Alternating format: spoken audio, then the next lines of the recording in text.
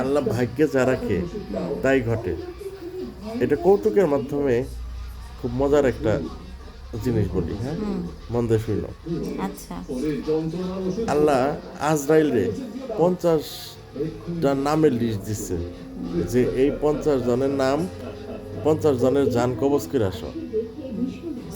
তো এই 50 জনের জান কবজ করার যে প্রথম যে নাম, সেটা হলো আজরাইলের খুব ঘনিষ্ঠ এক বন্ধু মানুষ, এক মানুষ খুব ঘনিষ্ঠ বন্ধু।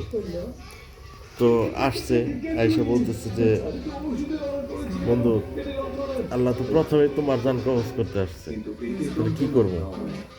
কয়, ঠিক আছে, যেহেতু হায়াত নেই, কি করবো, জান কবজ করো।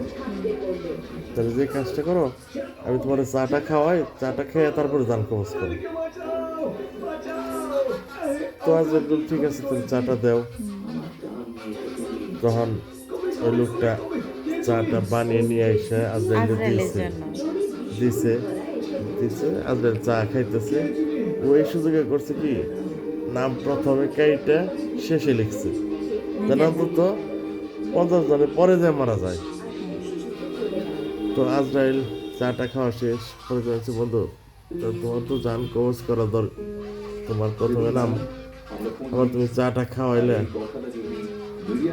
50 জন নাম, তো তো তুমি আমার বন্ধু মানুষ, চাটা খাওয়াইলে, যাক, নাম এখন আর প্রথম থেকে জান কবজ করুন না, শেষের থেকে জান কবজ করুন।